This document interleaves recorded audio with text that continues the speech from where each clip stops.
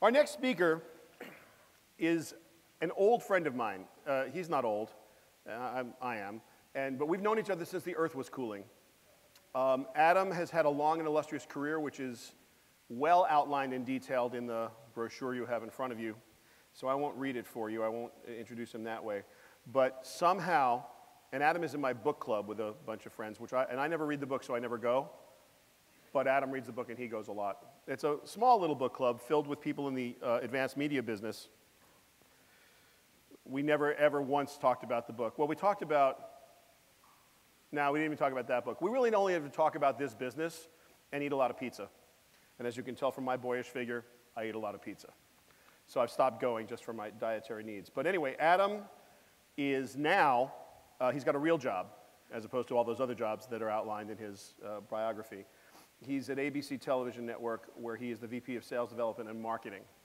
That's a fancy title for just being Adam Gerber, who is a genius. He's one of the smartest guys I know. He has always been one of the smartest guys I know. He is good with numbers, he's personable, and he knows more about this business than just about anybody that's likely to get on the stage. Ladies and gentlemen, Adam Gerber.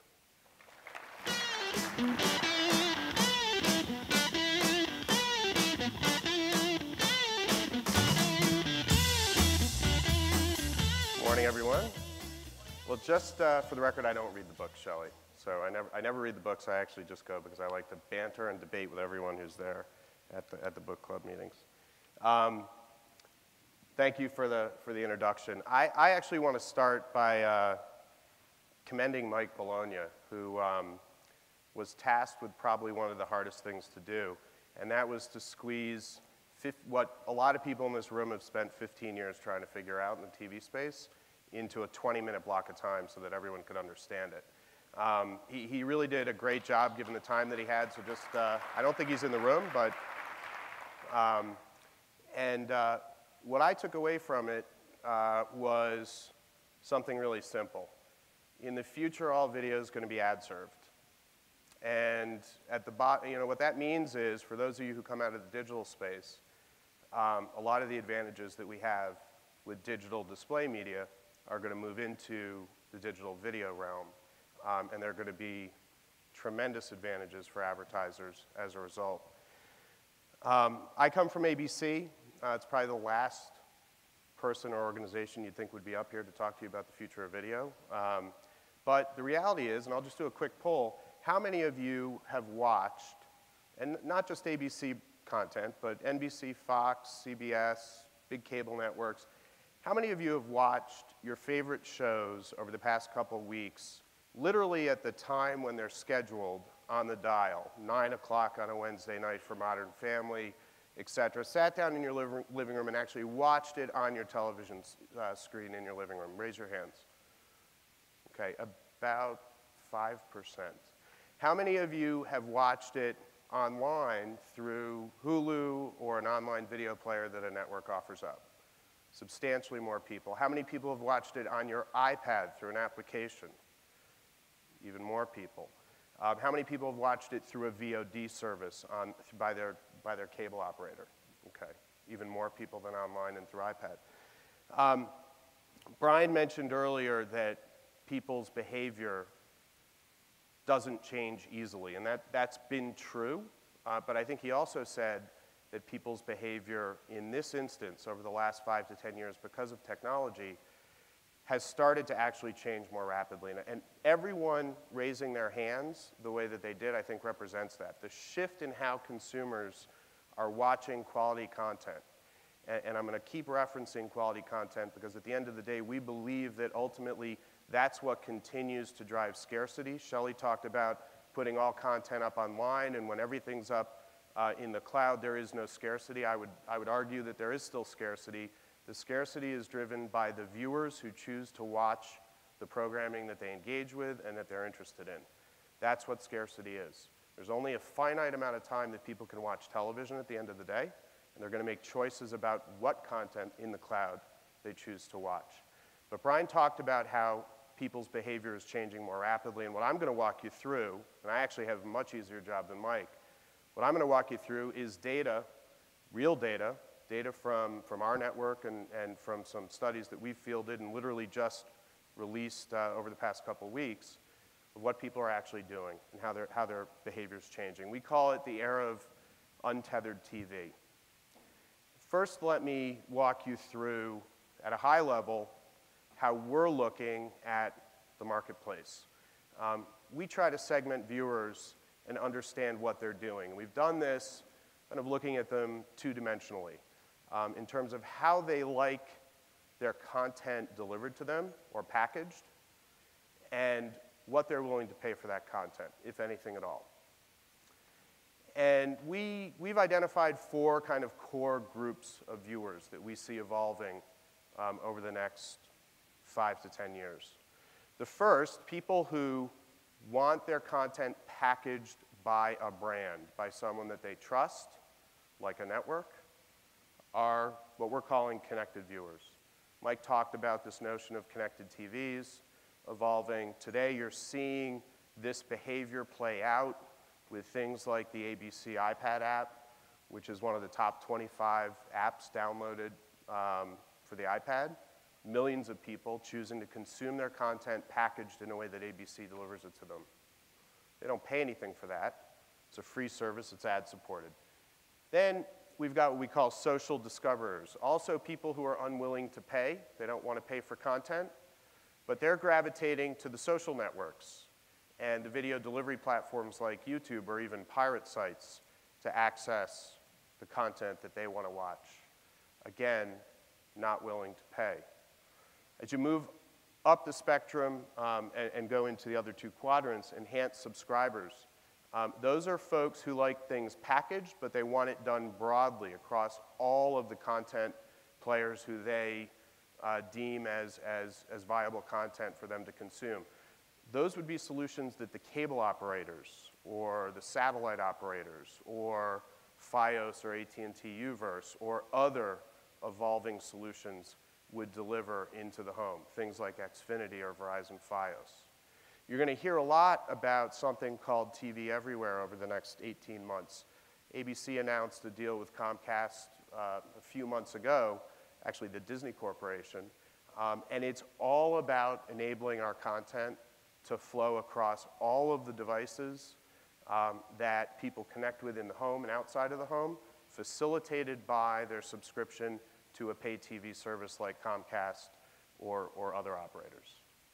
And then the last group that we see is what we call the pick and mixers. And those are people who are willing to pay for content, but they don't want things super served to them by an outsider. They want to find exactly what they want to watch. They're willing to pay for it, and they're going to use services like Netflix, Amazon, iTunes, and others as they evolve. So at a high level to macro level, that's how we look at the video business evolving from a consumer side and how we segment the market. So we fielded a lot of research. One of the things that we fielded was what we call a 5-screen study in a media lab that we actually have in Austin, Texas. It's run by Dwayne Varon. Some of you in the room may know Dwayne, who's done a lot of research for the industry. This is not an ABC branded media lab. It's something that we run a lot of studies through. And in this particular case, what we found was, when you say to someone, look, if you had every size screen available to you, big 50-inch plasma down to a 3-inch phone, and you could pick where you wanted to watch your TV content, what would you pick? Common sense, everyone would pick the biggest screen, the best available screen. But if you don't have every one of those screens available to you at a given point in time, whether you're in the office or you're in your living room or you're in your bedroom, and you have to make a choice based on what you actually have. And then you ask someone, how engaged were you with the content that you watched on that smartphone, on that iPad, through a VOD service, on the television? What you find is that the size of the screen does not matter. And if you think about it, it makes sense. If someone's made a choice to be involved with content, they've chosen what screen they want to watch it on, they're going to be engaged with that content no matter what. And if you think about aspect ratio, if you're holding a phone at your face watching something, or you've got an iPad sitting on a desk 2 feet in front of you, or a computer sitting on your desk a little bit further out, or a TV on a wall in the back of the room, the amount of space, the aspect ratio that those screens take up of your field of vision actually is about the same. So even though the screen is a lot smaller, relative to all of the other screens and where they would be placed, same impact. So let me take a step back and talk a little bit about what we're seeing in terms of platform and on-demand growth in the marketplace. DVRs often aren't talked about in terms of on-demand. In a few slides, I'm going to show you some data, some very specific data on viewership that shows that some shows are generating huge amounts of their viewership on a time-delayed basis, on an on-demand basis. But when you look at things like online broadband distribution or VOD through the set-top box, or now iPad, tablet, and iPhone, we're seeing massive growth across especially the last two. And I'll explain in detail a little bit what's driving those things in a few slides. Some breaking news. About 10 days ago, we launched the first iPhone and iTouch app for full-length broadcast TV network video content consumption. It's very similar to our revolutionary iPad app. Within 10 days, we've already seen that of our iOS streaming through apps, almost 10% of that streaming is already being generated by the iPhone and iTouch app. Within 10 days, 10% of our streaming. And that more broadly across all of the streamed content and on-demand content that we deliver online, whether it's through the Hulu or ABC.com full episode player or through our apps, almost 10% of all full episode streams now are coming from those iOS apps. Bottom line, consumers do want to choose when and where they watch content. This, I apologize for it being a little bit of an eye chart. This is some of our top primetime programming. And what it's intended to show is that already, upwards of, in a show like Modern Family, upwards of 40% of the viewership is occurring not live, but rather on a time-delayed or on-demand basis. That light blue bar represents the DVR viewership that's tracked by Nielsen, and that's about 30%. And about 10% of Modern Family's audience or viewership comes completely from the online environment. And that holds true across a lot of the different top primetime shows that we're offering into the marketplace. And things that don't have high on-demand viewership, things like Dancing with the Stars, make sense. Those are event-driven TV. People want to watch them in real time. It's something like sports. It's something like news. It's something like other reality programming that people want to be able to talk about the next day in the office. If you drill down a little bit further and look at a show that's mature like Castle, been in the market for 3 or 4 years, versus a show like Once Upon a Time, which we launched this year, there's some differences in how people watch. This represents the amount of viewership that occurred within the first week after the air date of a show. And what you see is, across the board, mature shows tend to have the vast amount of viewership in the first week. That darker blue bar represents the first week of viewership, whether it's online, on VOD, or through iTunes paid. When you look at a show like Once Upon a Time, there's actually a pretty substantial, almost 10% drop in that viewership that occurs in the first week. We think that's because of sampling, of friends telling friends about a new show that they just watched that they like, others going online, finding it in the online environment to actually watch and catch up. So I mentioned before a little bit about VOD and how it's the forgotten stepchild of on-demand. And there are lots of reasons why that's the case.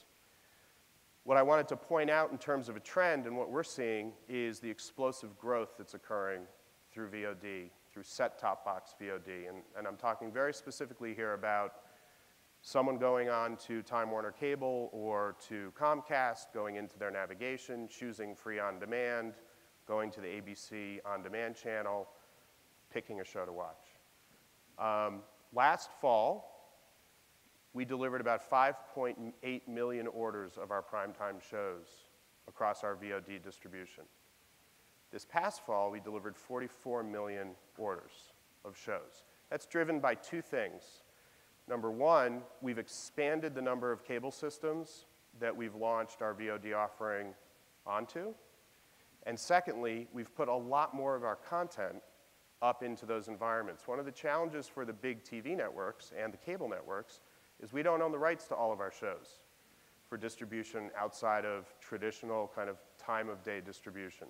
So a lot of the work that we have to do to enable these on-demand environments is actually getting the rights clearances to put shows up into VOD or online through other distribution channels. But there's rapid growth. And when you talk to people about why do they watch on demand, specifically online, they respond by saying, I'm doing it particularly because I want to catch up with an episode that I missed. So online full episode viewership, 61% of people who watch indicate that they did so because they wanted to catch up with a show. So that's a lot of background on the broad viewership trends that we're seeing from a network perspective. What I want to spend the rest of the presentation on is really drilling into a piece of research that we literally are announcing here today, and some of my colleagues are talking about at an ARF meeting in Los Angeles. We fielded research specific to the iPad. We thought that was incredibly relevant at this point in time, given not only the distribution strides that Apple's making with the platform, but also because of the adoption that our viewers are having with our apps. And we wanted to understand a lot of things. We wanted to understand who is engaging with our content, how are they engaging with our content, what ramifications that would have for advertisers. So we fielded a wave in this study almost a year ago. We fielded a second wave in January, and I'm going to walk you through some of the initial takeaways and results that we saw. At the highest level, the things that we found are, in many cases, common sense, but now you're going to have numbers to put against it. Number one, iPad audiences are an incredibly desirable audience, and I say that relative to the broader TV viewing audience in general. It's not a secret that the TV viewing audience has been getting older. It's been getting more fragmented. Ratings have declined across all the networks. What the iPad delivers, and I'll show you some specific demographic data in a minute, is an incredibly good concentration of young, affluent viewers. Secondly, it's not inherently cannibalistic to viewership on the television screen. So this is not taking away viewers from the TV screen, rather it's being additive on a net basis. We found that the convenience of the iPad drove a couple trends that we weren't expecting, and I'll talk a little bit about those in a couple slides. We thought most of the viewership was going to occur outside the home. In fact, it's happening inside the home.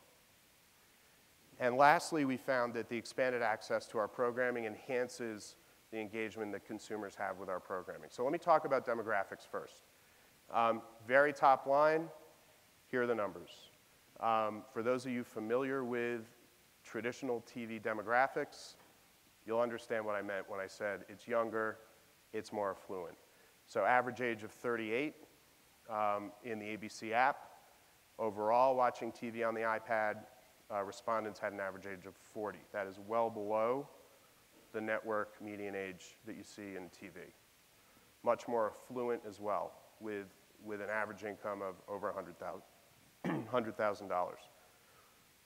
Second trend we saw was what we're calling micromobility. I mentioned earlier that we thought we were going to see the majority of viewership on the iPad happening out of home. In fact, we see 2/3 of it happening in the home. And it's all about watching in parallel with others in the home. And I'll talk a little bit more about that in a second. When you ask iPad users what their core activities are on the platform, watching TV content is one of the things that is most cited. 66% of people say that that is one of the core activities that they do on the iPad. And when you actually look at a subset of people 18 to 29 years old, it's 81%. And when you look at, again, 74% among recent owners, 70% among 3G owners. the app of choice. So this is asking, how do you do it? Vast majority of people mention the Netflix app. The ABC app is number 2, iTunes, and then you see a proliferation of others underneath that. What types of content are they watching? Short clips, news, full episodes of TV shows at 33%, movies 27%, sports highlights, and full sporting events. If you ask them by genre what types of content they're watching, very similar. International news, drama, local news, sitcoms. I'm throwing a lot of data here at you. Just, you can absorb it. The presentation will be available online afterwards.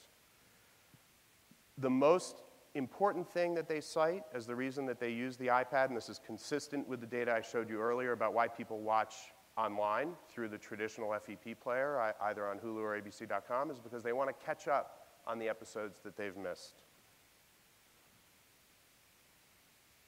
This gets to the heart of the in-home versus out-of-home viewing dynamic I talked about earlier.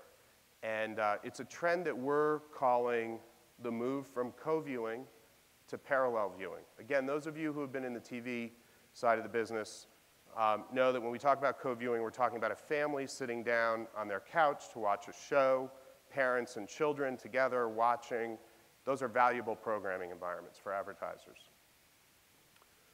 What we found in this study, in both Wave 1 and Wave 2, is that the vast majority of people cite watching a different show on their iPad while they're sitting with someone else in their family watching the plasma screen in the living room. So they're literally in the same room, sitting on the same couch, watching 2 different shows. Couple last slides. We asked people who've had an iPad for 6 months or more, are you doing more or less of the following? And you can see across the board, the vast majority of people are saying, yes, I love it. I'm doing a lot more in terms of the apps that I use. I'm watching a lot more video, and I'm using the iPad overall substantially more than when I first got it. And when you ask them about advertising, I figured I'd close on the most important thing for this room. When you ask them about advertising and whether they want free ad-supported content delivered to them, not only on the iPad, but more generally across on-demand content, the vast majority, and this is consistent with every study out in the marketplace, the vast majority say, yes, I still want ad-supported TV. These are a bunch of verbatims. I'm not going to read them. I'm not going to even give you time to read them because the clock is already saying 0. But again, the presentation will be available up online for folks to read through if you're interested. And I'm going to close with the big questions. These are the things that I think flowing out of Mike's presentation and out of what I've just walked you through in terms of how consumers are engaging with content are important to think about.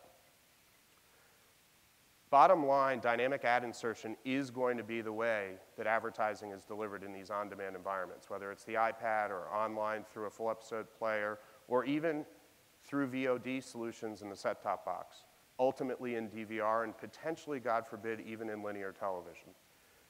Dynamic ad insertion will be the future of how advertising is delivered. If that's the case, how do you deal with measurement? Mike talked about having a singular solution of how you measure cross-screen. Huge imperative for the industry. Do we implement the same ad loads across all screen sizes, or is there a way to optimize the advertising integration dependent on the location or the screen or the type of content that's being consumed?